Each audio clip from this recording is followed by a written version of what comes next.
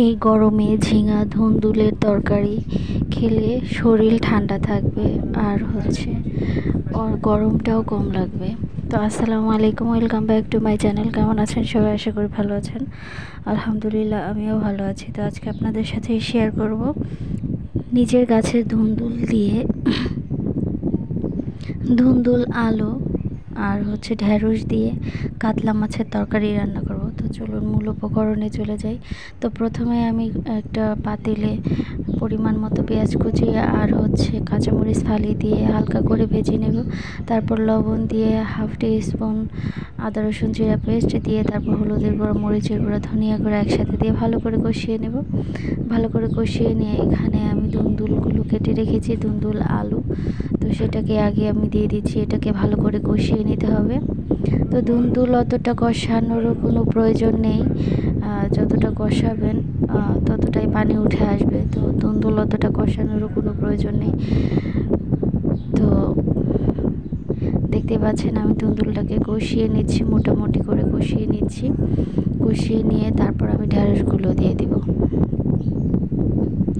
তো আমার ভিডিও আপনাদের ভালো লেগে থাকলে অবশ্যই লাইক, কমেন্ট, সাবস্ক্রাইব করবেন। যারা অলরেডি করে ফেলেছেন তাদের সবাইকে অসংখ্য ধন্যবাদ। যারা এখনও করেননি প্লিজ আমার চ্যানেলটিকে সাবস্ক্রাইব করে দেবেন, পাশের বেল আইকনটি বাজিয়ে দেবেন। তো দেখতেই পাচ্ছেন আমার কষানোটা প্রায় শেষ হয়ে গিয়েছে। এখন আমি ঢেঁড়সগুলো দিয়ে দিব। ঢেঁড়সগুলো দিয়ে তারপর আরেকটু ভালো করে নেড়ে চেড়ে তারপর আমি ঝোলের পানিটা দিয়ে দিব। যেহেতু ঝোলের তরকারি সেহেতু একটু ঝোল রাখবো। তো ঝোলের তরকারিটা দিয়ে দিয়েছি। এই তো দেখছি ফুটে এসেছে। আর পাশে আমি কাতলা মাছটা ভেজে নিচ্ছি। এই কাতলা মাছটা প্রায় 4 কেজি ছিল। তো আমরা 3 জন 3 পিস নিয়েছি। তো দেখতেই পাচ্ছেন আমি এ পর্যায়ে মাছগুলো হয়ে গেছে, মাছগুলো দিয়ে দিচ্ছি। দিয়ে তারপর ঢাকা দিয়ে রান্না করে নিব। বেশ কিছুক্ষণ রান্না করে নিয়ে তারপর নামিয়ে নিয়ে সার্ভ করে দেব। আলহামদুলিল্লাহ অনেক ভালো হয়েছিল। অবশ্যই এভাবে ট্রাই করবেন। অবশ্যই এই গরমে ঠান্ডা তরকারি অবশ্যই খাবেন। মাংসটা অ্যাভয়েড করে যাবেন সবাই। অবশ্যই সবজি খাবেন, সবুজ শাক সবজি খাবেন। ধুন্দুল, পেঁপে আর ঝিঙে এগুলো খাবেন, তাহলে শরীর ঠান্ডা থাকবে। সবাইকে অসংখ্য ধন্যবাদ এতক্ষণ ধৈর্য ধরে আমার ভিডিওটি দেখার জন্য।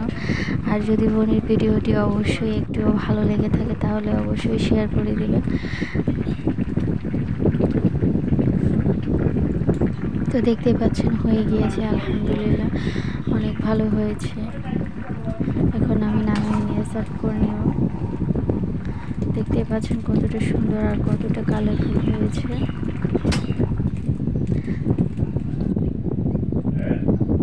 তো সবাই ভালো থাকবেন, সুস্থ থাকবেন। আসসালামু আলাইকুম। আর নতুন ভিডিওর অপেক্ষায় থাকবেন। অবশ্যই ভিডিওটি শেষ করলাম আজ এই পর্যন্তই।